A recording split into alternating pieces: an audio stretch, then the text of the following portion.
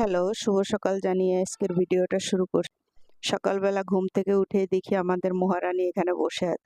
আজকের ভিডিওতে থাকছে আমি সকাল থেকে বিকাল পর্যন্ত কি করি তারই ছোট ছোট কিছু ভিডিও আপনাদের সাথে শেয়ার করব। প্রথমেই ঘুম থেকে উঠে যেটা করি, যেহেতু এখন রমজান মাস, খাওয়া দাওয়ার কোনো ঝামেলা নাই, তাই চলে আসলাম সবকিছু গোছগাছ করার জন্য। সেই জন্য প্রথমে ফার্নিচারগুলো মুছে নিচ্ছি। প্রতিদিনই ফার্নিচার মোছা লাগে, নাহলে এত ধুলাবালি পড়ে থাকে, কোথা থেকে যে এত ধুলাবালি আসে। তারপরে আমার ছেলের পড়ার টেবিলটা গুছাই দিলাম। প্রতিদিন গুছাই দিই, বিকাল হতে হতে আবার যা তাই হয়ে যায়, তারপরেও গুছিয়ে দিলাম। এই তো শোকেসটা সুন্দর করে পরিষ্কার করে নিলাম। আজকে আমার এই মিনি ব্লগটা আপনাদের কাছে কেমন লাগবে অবশ্যই কমেন্টে জানাবেন।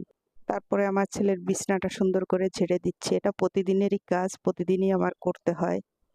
তারই কিছুটা অংশ আপনাদের সাথে শেয়ার করছি বন্ধুরা।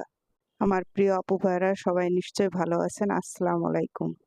এই তো ছেলের বিছনাটা গুছানো হয়ে গেছে, অন্য পাশে আবার বাকি রুমগুলোও আস্তে আস্তে করে গুছিয়ে নিলাম। এইভাবে প্রতিদিনই আমাদের একই কাজ করতেই হয়।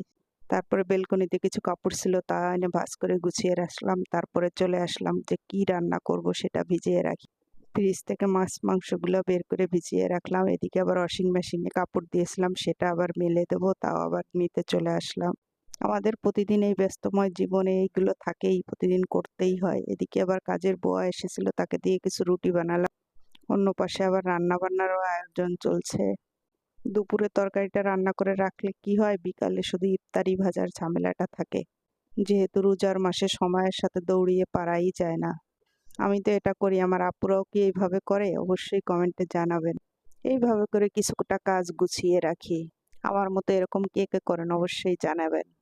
আমার প্রিয় আপু ভাইরা, আমার ভিডিওটি ভালো লাগলে অবশ্যই লাইক কমেন্ট করবেন। তারপরে বিকালে একটু বাহিরে গেছিলাম, কিছু আনারস কিনলাম। এই আনারসগুলো খেতে কিন্তু খুব মিষ্টি হয়। মেয়েকে আনতে তার কোচিংয়ে চলে গেলাম, তার ওখানে আজকে ইফতারের আয়োজন ছিল। সবাই ভালো থাকবেন।